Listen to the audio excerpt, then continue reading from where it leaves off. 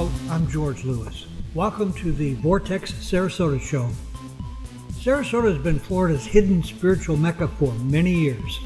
Its transformative atmosphere is embraced by a circular flow of spiritual energy. The power of this vortex saturates all of Sarasota and can be noticed in subtle ways anywhere around town. Adding to this already tremendous force is the 40-acre white sandy beach of Siesta Key, made up of powdered quartz sand. Actually, a study by Harvard University's geology department found that the sand was 99% pure quartz crystal. Now this is truly important, as quartz is a power mineral. It has an energetic ability to amplify subtle energies. Quartz enhances energy by absorbing, storing, amplifying, balancing, focusing, and transmitting. Think of it, our thoughts are a form of energy, and thus quartz enhances our thinking. The application of energy is extremely beneficial to manifesting, healing, meditation, protection, and channeling. It's also beneficial to memory, as storing and retrieving information of all types uses a form of energy. It tends to harmonize and balance Sarasota's environment. Quartz minimizes negativity that's so necessary to spiritual growth, transformation, and wisdom. As it clarifies our thought processes and emotions, it increases inspiration and creativity. It also helps our concentration and retention. Quartz harmonizes as it balances our energies. All of this is helpful in our relationships. We live in a world of positive and negative, and quartz counters the dark side and protects us from negative energy. Quartz clears the third eye chakra, making for clarity of psychic vision, and can be used to communicate with spirits and other worlds. Quartz is a stone that can access ancient wisdom and bring it into the present. It's a good stone for astral travel, manifestation, channeling, dream recall, and dream work. Quartz fortifies and strengthens all systems of the body.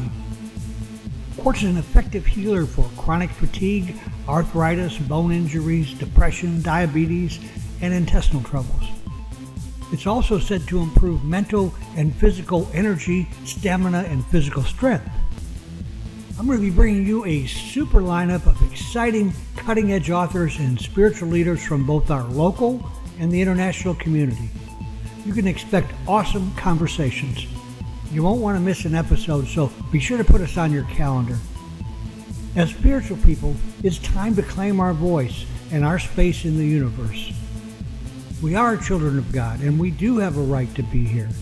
Together, we can be heard. You know, we are blessed to live in such interesting times.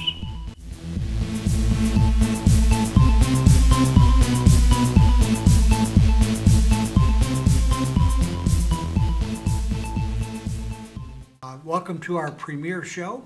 I've got a really great guest tonight.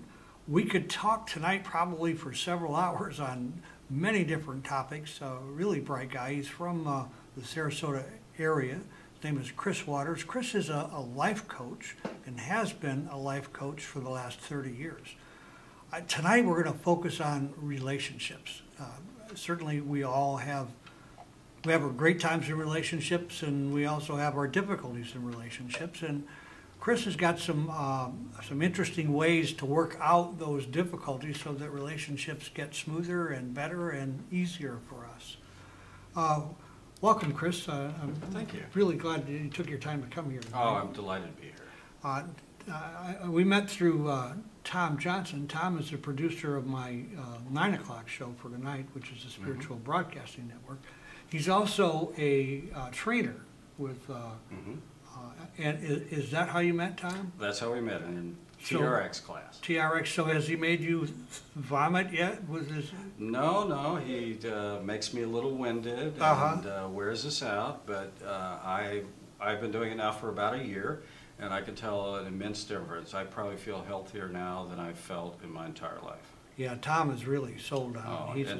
He does a great job. He's just a sweetheart of a guy. Isn't he a sweetheart guy? He really, like my wife is at a different place in her exercise program, and he caters to her and her level, and he works with me at mine, and he's just very positive and motivating and empowering.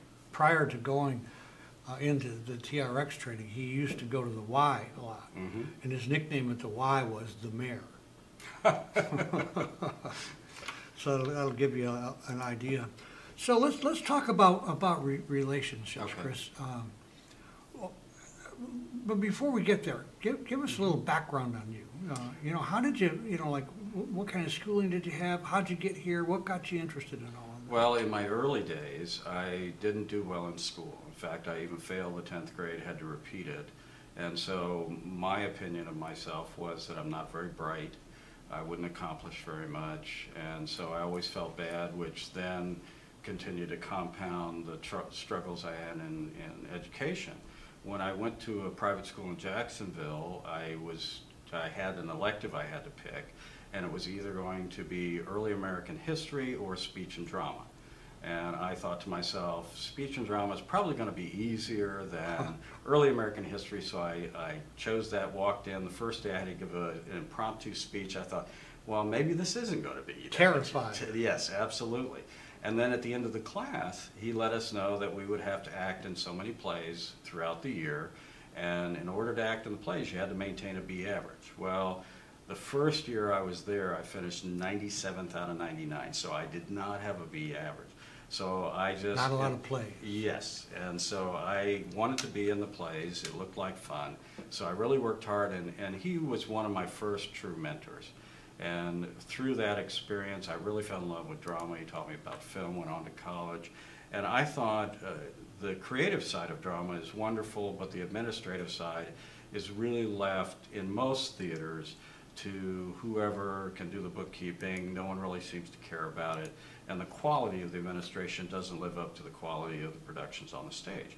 So I thought, okay, I'm going to study business, and I'm going to study theater, and then I'm going to go into dinner theaters. And this was in the 70s during the heyday of dinner theaters. In fact, our Golden Apple Dinner Theater is one of the 3 remaining dinner theaters. Did you play there? I didn't play there. I did some internships there during the summer, worked right behind the scenes on set building and that type of thing. And this was back in the 70s. Right. And from there, I graduated with a degree in theater arts and business administration, moved back here and went to work in real estate. My dad created an insurance company in the 50s and had a real estate development company, so I went to work with him. And most of what we were doing at the time was in Bradenton. So I went and volunteered at the Manatee Players. All right. And worked up into the board positions. And then during one summer, I produced the theater there, and at the same time doing the real estate during the day and theater at night. And that was a lot of fun. And then I moved from real estate sales and marketing and development, moved into financial management. That happened because of the church that I was attending. A lot of senior adults, one spouse would die, the other would not know how to manage a checkbook, balance it, know what to do with the life insurance. They were getting insurance agents, everybody calling, telling them how to spend the money, investors. And so my pastor had me counsel people on how to appropriately analyze what to do with their money. And that grew, and I started to find out that most pastors weren't trained in finances. So I would go around and do stewardship training sessions where not how to make, but how to manage, budgeting, planning, how to take care of and be good stewards of the finances. And from there, I ended up out in Seattle. We moved, and I wanted to do some studies in theology, so I did that for 2 years. At the same time, working on managing, at that time I was managing private trusts, and we would do everything from manage funds of individuals as well as buy and sell businesses and real estate development. At that time, I started noticing that I had a real desire to work with young business people. Right. So we created a summit group organization that helped. It brought experienced professionals together to work with the young entrepreneurs, and we said, we know you don't have the money, so we have been in the business long enough, we're doing very well, we're going to invest our time to help you get started, and in return you can give us stock in the company. Right. If it survives and it prospers and thrives, then we'll take that as part of the compensation. From that, we moved back towards the east. We ended up in Chattanooga. We were actually on our way back here. We had a home in Bradenton, but it sold. The home in Seattle sold, so we got to Chattanooga where our relatives... Hands full of cash and do what I want, right? Well, we were homeless. We were only coming back to Bradenton for the home. Right. So we stayed in Tennessee, and I was there for 15 years. And in that time, I started a community theater. And it was probably the 10th or 12th community theater to start. Chattanooga was not big on live entertainment. It had a traveling venue called the Tivoli. It had a community center, and it had its own theater for amateur theaters, which was great. But I wanted something that drew in individuals who had never seen live entertainment before. Right. So we offered ticket sales at $4, $6, and $8. We rented a facility that had 1,000 seats, 600 on the ground floor, 400 in the balcony, and the first production we did, we had about 40 to 50 people. So imagine you got 600 seats and you got 40 people scattered. Everybody says, are we doing the right thing? Within 3 years, we were selling out of our nine production runs. Performances in each production, we were selling out anywhere from 800 to 1,000 people in the third year. Were you writing the material? Or no, I'd write some of it, but most of it was from Samuel French or Dramatic Service of Plays that people knew. We wanted to gear towards the family, so we used it as an opportunity for families to come together, bring your children and parents, work with diversity of all the different socioeconomic individuals in the community, rather than parents telling their children what it's like for others that live in different parts of the community, get them to experience. And we had everyone from every makeup come into the theater, work together, learn how to help each other. The secondary thing was I made sure that every cast, 1/3 of all the actors, had never been on the stage before. Really? So it made seasoned actors having to come out of themselves and mentor new actors. And we gained a reputation that we were really a true community theater. And we used to have panels and forum dinners, potluck dinners and forums, where I'd bring extreme left ideology and extreme right ideology. And for instance, with Diary of Anne Frank, we would talk about persecution and judgment and prejudice. And so we had panelized discussion, and we had a mediator who led the discussion, and we'd bring in 100 to 200 people in that, and they'd be videoed, and we would talk about the subject matter in the plays. So, and we'd go into schools, and I would go into the inner city schools and offer 20 to 100 free tickets to students that I knew had never been to live entertainment. Right. They would come, and they were blown away. Oh, I'm sure. What the difference between looking at a screen, one-dimensional screen, and looking at real people on the stage. So that was thrilling. I did that for about 5 years, resigned from that, went back, and wanted to do a master's study in psychology. Right. So I did that for professional counseling and psychology, got out of that, took about a year off, and wanted to continue. So I went and did an MBA study in global leadership and entrepreneurship. What one has to do with the other, I still don't know, but I enjoyed both of those. Got my license so that I'm now a licensed therapist, and as well I'm working in some of the things we're doing here in Sarasota with planning.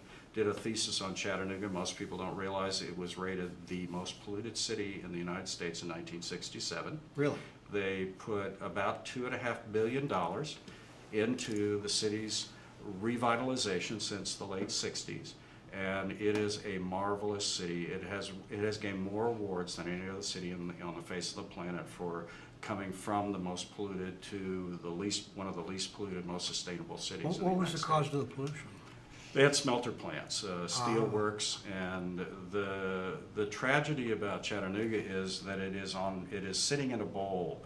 It has mountains on all sides, and when the fronts would come through Louisiana, they would settle right over Chattanooga, and about 3,000 or 4,000 feet up, the currents would continue to move, but the air would come in and stagnate. So pushes it down. It holds it down, and it won't leave.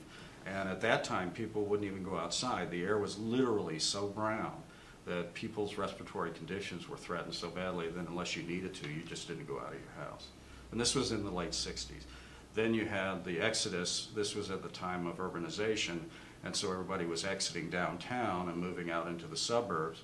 And so the blight in downtown combined with all the other problems, it was a devastated situation in the 70s. And then the federal government stepped in, EPA stepped in and said, either you fix it or we'll fix it for you. So what that did is it brought the city, the public sector, and the private sector together, the private being business and residents together to work together for a common cause. I've just been through 3 months of listening to people talk about beautification of downtown, and what you do is you get one piece from this and one piece, and it all ends up starting out as a wonderful plan, but it boils down into something that nobody really cares about. It doesn't meet anyone's need because there isn't a common consensus. And, right. And the term in Chattanooga they use is shared vision. We can't always have what we want, so why not pull everyone together and come up with what is community, which is really the heart of what I see in relationships. Who I am is determined by my relationship with you and others in the community. In isolation, I will never know who I am. Right. So what am I, probably the writing and research that I've done over the last 30 years deals with relationships. It deals with how we define ourselves by virtue of the quality of our relationships. The rhythms and relationship material that I've designed looks at, first of all, how compatible are we? Compatibility, how do we measure that? Well, you can tell me whether you're an intensive, high or low person. You can tell me whether you're meditative or you're... Is that what you mean by rhythms? Yeah. Right. What's the natural rhythm that if given the opportunity for you to function at your optimum, that I call a rhythm. Right. So if we're going to work together and your rhythm is let's move out there quickly, let's fly by the seat of our pants. I don't need to think about it. I'll deal with it in the process. Right. I'm one who needs to really think about it. My brain doesn't work very quickly, so I want to analyze and then I want to visit it again. Well, that's going to be frustrating to you, and then you're going to scare me. So how are we going to work together? Are we really compatible? The way we determine that is if I can get underneath and enhance you so that you're even more effective in the rhythm that you are, and you have to sacrifice less and less of your rhythm to accommodate me, you can get under me and enhance me, making me better a person than I am by myself without causing me to sacrifice my rhythm. And we can work together because we care about each other. We produce harmony.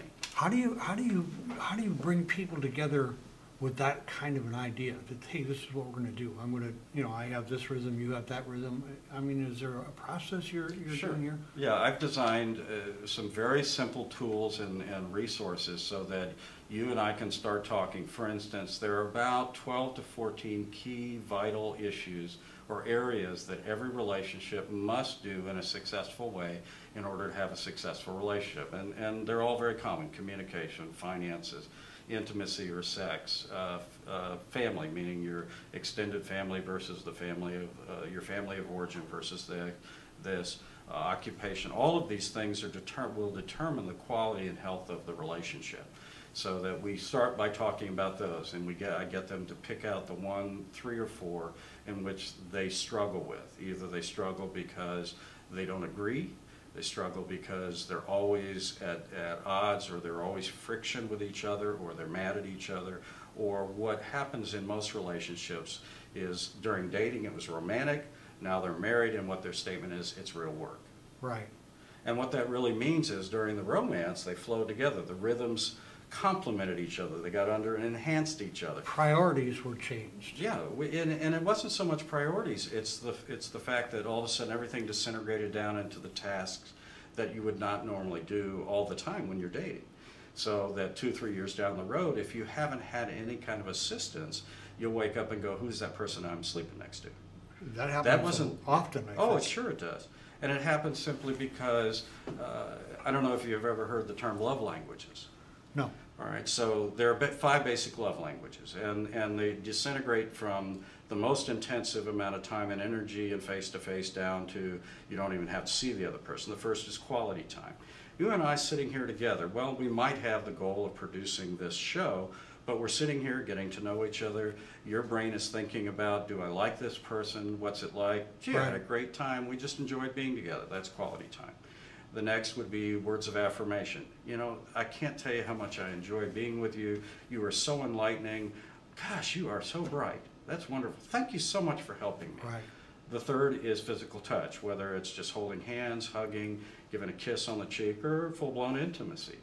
The fourth one is acts of service, things I do around the house for you without being told. I pick up clothes for you. I cook dinner. I go out and mow the lawn, wash the car, go pick up the groceries, whatever. I do those as acts of service. And the last are gifts. I buy you something to acknowledge how wonderful you are. Well, you can see each of those from quality time requires more of you invested in it. It's generally got to be face-to-face. It takes longer. As we move through that, you get to the acts of service. I don't even need to see you. I can just do it. Gifts, I can ship it to you. So we're all created with probably two of those as our primary way of, one, expressing love and care and concern and respect, and we also receive care, love, and concern in a way. Well, if we don't check ourselves out, and let's say yours is acts of service, right? You feel loved when someone performs the acts of service. If they compliment you, if they buy you gifts, if they spend time with you, you can say, well, I know they love me, but I just don't feel loved. You know, that one time they made the bed in the morning, boy, that made me feel That was really wonderful. Yeah, that was wonderful.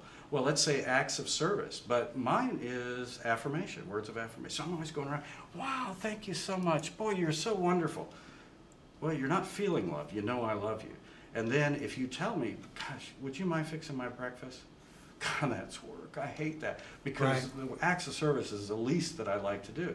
And that's why we say marriage is work.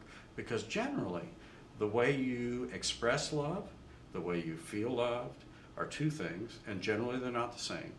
And the way you express love and feel love are two things, generally not the same. So we got four dynamics in this relationship.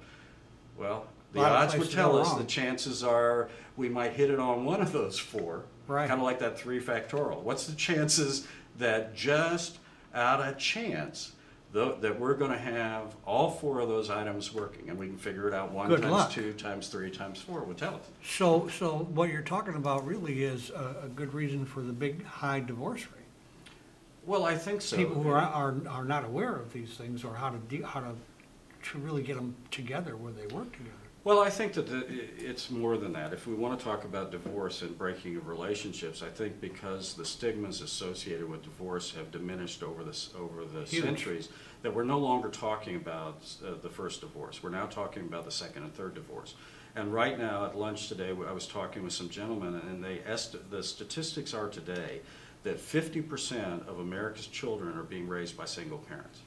Does that take into account any kind of spirituality that the family is involved with? Well, because I'm biased about spirituality in the sense that spirituality is the center or the core of our being, however you want to define that, then I would have to say yes. There isn't an aspect of anyone's life or anything in creation that is not affected by or influenced by or created by spirituality.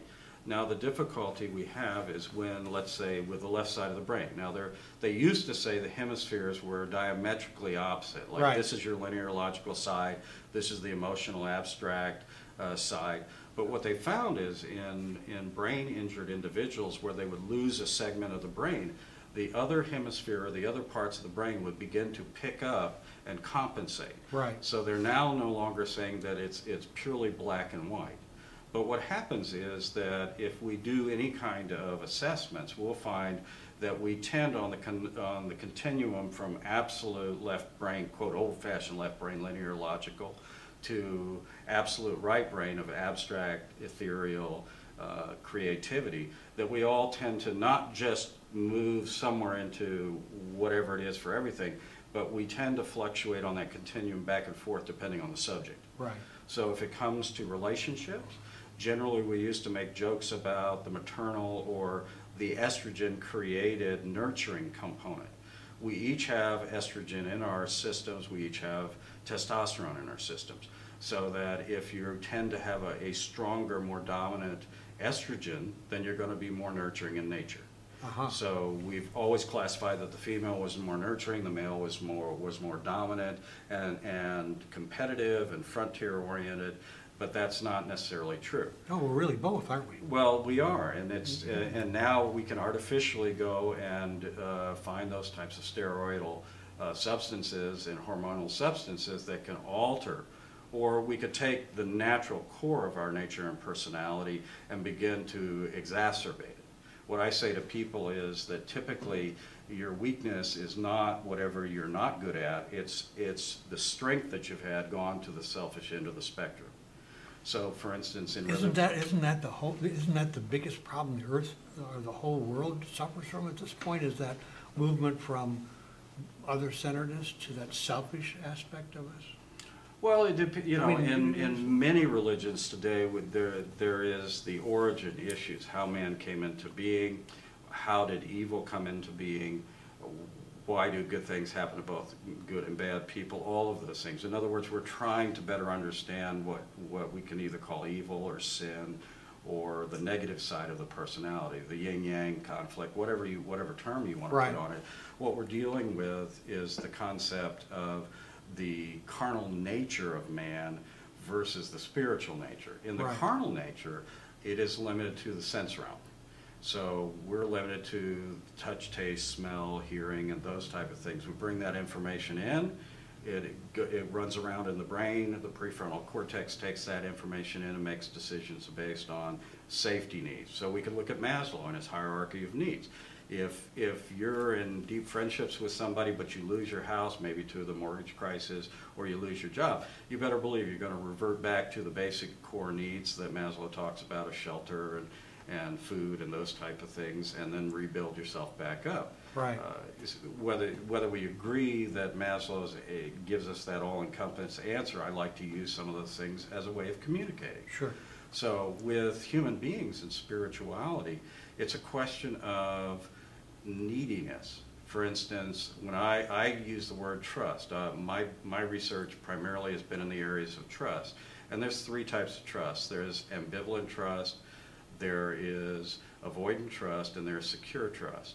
So we look at ambivalent trust is that we were raised in a family where our parents were there for us a fair amount of the time. They did the best job that they can, but at times they make mistakes. For instance, when you were 3 months old, how did you communicate to your parents that you needed to be changed, you needed to be held, or you needed to be fed? Usually screaming. Scream. And a lot of times parents are not the greatest discerners of what that scream means. Absolutely. So they're going to run through the laundry list, the inventory of what they do until they hopefully get it. Right. And maybe they do and maybe they don't. Well, the child is like a computer.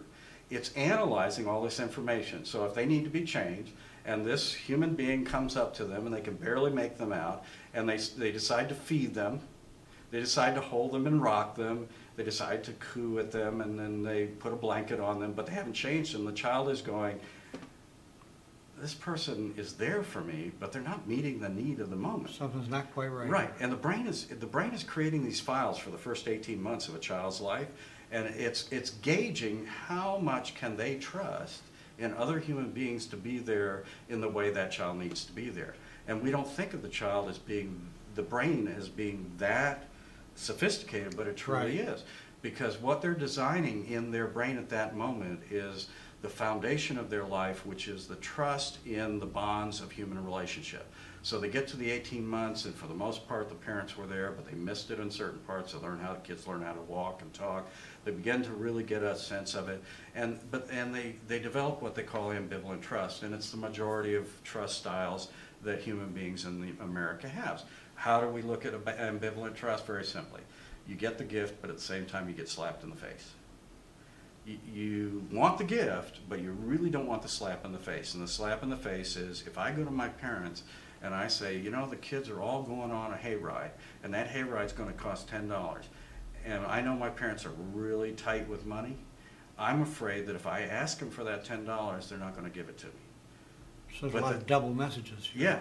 So all of a sudden I can trust them to a certain extent, but because I've been dependent on them, I build this unhealthy ambivalent trust in them.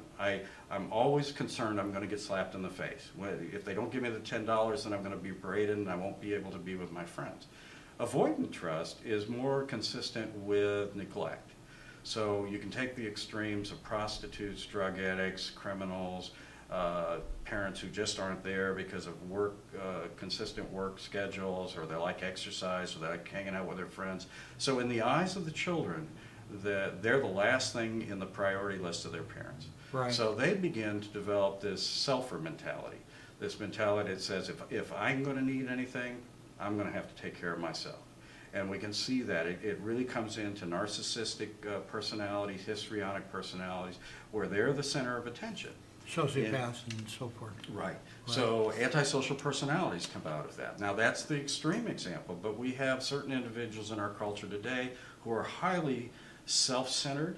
Everything revolves around them, because in order to gain a conscience, I have to first bond with other people so that sharing becomes a part of my life.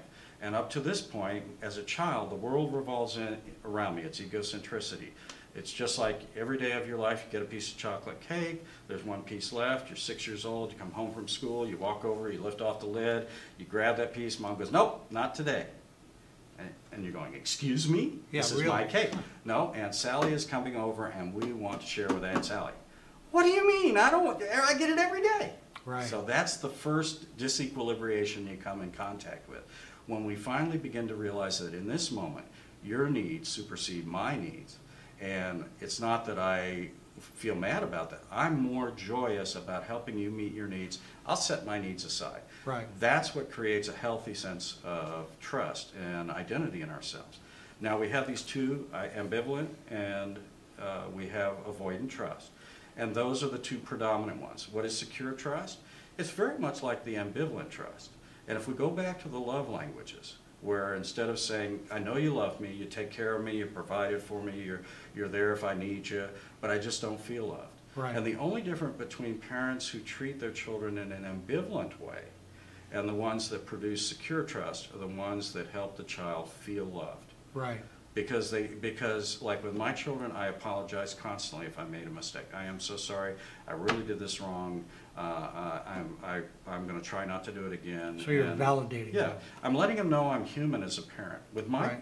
in my family, my dad never let me know he made a mistake. Right. He only talked about the successes. So here I grew up thinking, here's this great guy, never made a mistake in his life. I'm screwing up half the time in my life. I'm making mistakes. Wow, I'll never measure up to my dad. Yeah, I'm a failure. Yeah, I'm a failure. And then with the schoolwork, why try? And then boom, all of a sudden I get into these master programs and I'm top of my class, and I'm sitting here thinking to myself, here I am in my 50s when your mind is supposed to be going downhill, and I'm doing a whole lot better than I ever did in any schoolwork ever before. And I'm sitting here in amazement at that. Does that also have to do with desire? I mean, that must play a pretty part. Well, I don't think that we can necessarily call it one thing. If I had to call it one thing, I think as we grow up, we begin to experience the mortality of our being. Well, that's for sure. When we're young, in our 20s, like today, what I'm doing is working with young business people in their 20s or 30s and letting them know that their business is really the identity and marker for the future of Sarasota. If all you're doing is having the blinders on and saying, I'm going to build this house, or I'm going to sell this widget, or I'm going to work on this computer, but I don't realize I'm shaping Sarasota. Right. Because in 35 years, I won't be here anymore. And I was talking to a young lady at the chamber today, and I said, in 30 years, you're gonna be one of the leaders of Sarasota, whether you want to or not. You're going to make the decisions. So if my question to them is, where do you want to be in 5 years? What would you like to see in Sarasota in 5 to 10 years? And most of them go, gosh, I'm not thinking about that. I said, well, you need to be. Yeah. Because it's going to happen whether you want to or not, and it may not be the city you want it to be. It's like the Ringling Circus is returning. Why is it returning to Ellington? It was, John Ringling founded it here in Sarasota. It had its winter home here until it moved to Venice, and then it moved away, and now it's coming back. Why isn't it back in Sarasota? I remember as a child going to that, and I was so proud of Sarasota that we had something so unique. Absolutely. Now I'm feeling devastated because it's 20 miles away, and every time I go by the old Siemens plant and know right where it is, I'm going to feel devastated. It should be 20 miles down the road in Sarasota, where it belongs. It's a part of our heritage. Oh, big time part. And that's another component to relationships.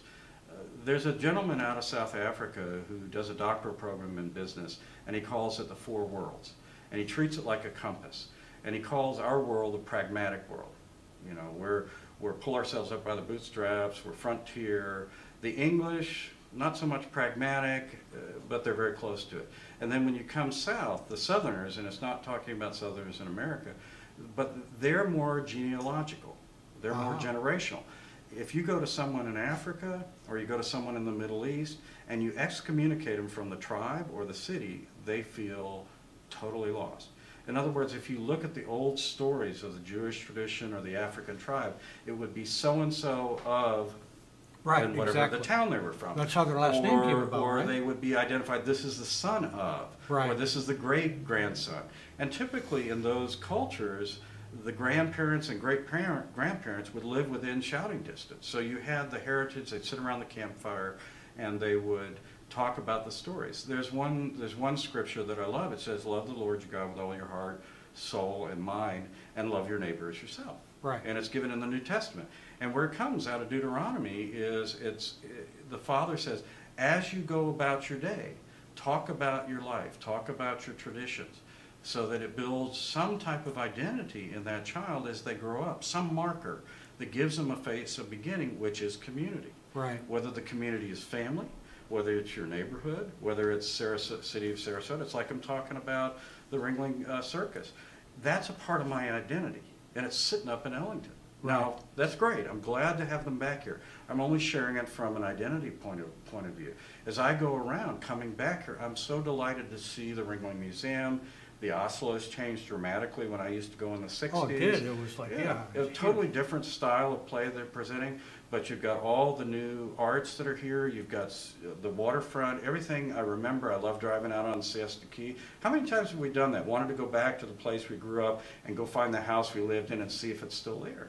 Because we're looking for those markers, those connectivities that have meaning to us. Right. And when we go back and we look at the house, and I can remember even in the house that I owned for years in Braden, and go up and knock on, hi, I used to live here. Can I come in? You know, or I've had people do that when I've lived in a house. They come in and say, because it gives us a sense of place. It gives us a sense of being. But more importantly, it resonates with that internal spirituality.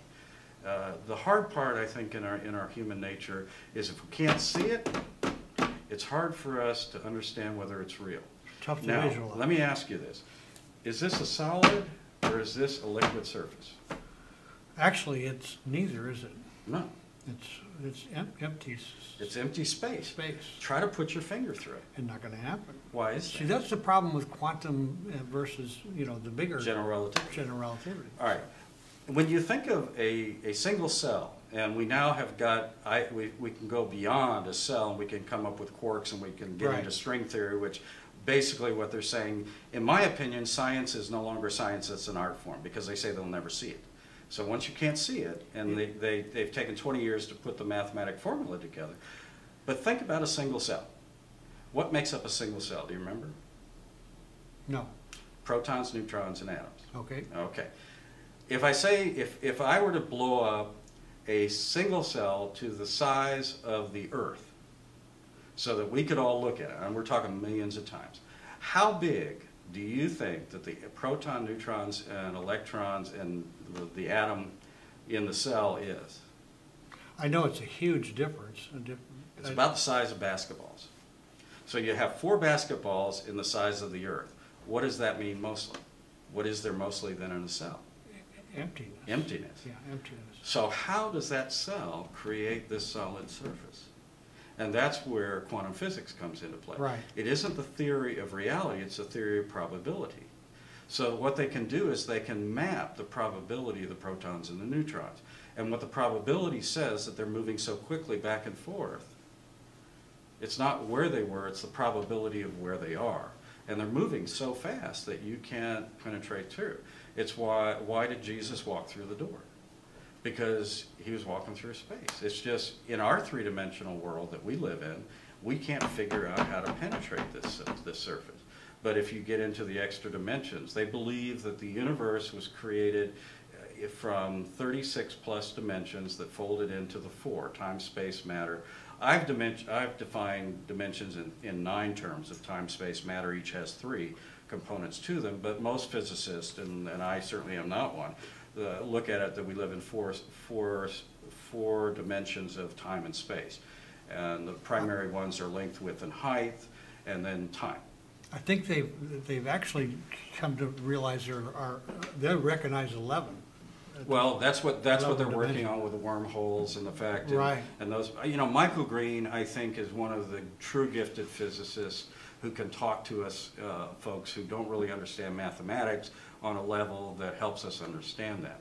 And for the same thing that we debate and we argue about, criticize on spirituality, I look at physics and I say to myself, I don't understand it at all. So I got to take it on faith that what they're saying is true. that all of Einstein's theories for the most part hold water, but there are certain things that they've come along and said, well, it's not quite the way he saw it. Or he would spend his entire life trying to solve certain issues, and really it's this theory of everything. Here's a good question that I would love to ask physics. At what point does quantum mechanics end and general relativity take over? Because if you think about it, it is not a linear logical situation. Not at all. That everything is quantum physics, or quantum mechanics, and general relativity at the same time. It's just they found that they can't bridge the gap. They're trying in string theory because the laws that govern each fall apart when you get into each sphere. But I'm thinking to myself, if I go into outer space and I look at a piece of dust, that piece of dust is a part of the general relativity which deals with the very big. But if I take that piece of dust, put it under the microscope, and look at it a million times smaller, I'm going to be into quantum mechanics. Right. So is it two different things? Yeah, where's the delineation exactly here? All of a sudden, you and I are walking the tightrope of the delineation between quantum mechanics and general relativity when we want to talk about spirituality. So in the Hebrew, where they talk about where we want to tripartite, spirit, soul, and body, spirit and soul are really one in the Hebrew. Right. They don't delineate. The thing is, are you familiar with primary and secondary causation? Not in those terms. The Bible itself, and I'm only using that because that's my primary frame of reference, but if you look at any Eastern religion, it's written from a primary causation as a general rule. And when you read in there that God smote, or God killed, or God became impatient with and did something, that's the Jewish interpretation of the primary causation. Because everything is holistic to the Jewish faith, or the Eastern religion, it's holism. Everything is interconnected, whether you're Buddhist or it doesn't matter what you are. The tendency in the Eastern, and that would be from Japan in through China, down coming through into the Middle East. That's considered the Eastern theoretical or theology. And they deal with primary causation. Well, if God is the creator of all things, and I'm a part of that, then God did it. Now, the actual emissary who smote people, it was man. So in the Western culture, we have secondary causation. So if I come up to you and I pull out a gun right here and I shoot you, who's going to get arrested? Certainly not going to be me. No. No. So who else might that be? It's got to be you. Who's going to go to trial? It's supposed to be. And I'm on film, so it's more than likely I'm going to get convicted. There's a good shot. So who's the court going to say that killed you? It's going to say that Chris Waters killed me. And that's a secondary causation because to the Jewish people, or to one of an Eastern religion, it was that God did it. Right. And then we get into splitting hairs about free will and preordination or predestination. And my theory is they both work together. It's the same battle we have with the immovable object and the irresistible force. When they collide, what happens? Explosion. Yeah, well, that's what those particulate accelerators that are trying to, exactly. You know, they're moving atoms so quickly and they're running into each other and they're creating energy like we've never seen before. Right. So the fascinating thing for me in the whole discussion of relationships and spirituality is that I know very little. Well, judging from our conversation, that would be hard pressed to say that. With Tom coming in, it's made me really aware that we've run out of time. Oh. I've got a hunch you and I could sit here for a couple hours and burn some time up pretty easily. Chris, I appreciate your coming tonight. I've enjoyed you. We've had a good time. We'll have to do this again at some point. Oh, I'd love to. And I thank you for joining us on our first show here on Vortex Sarasota. We'll be back here next week, 7 o'clock. Be sure to come back and join us. In the meantime, don't forget to accentuate the positive and have a fantastic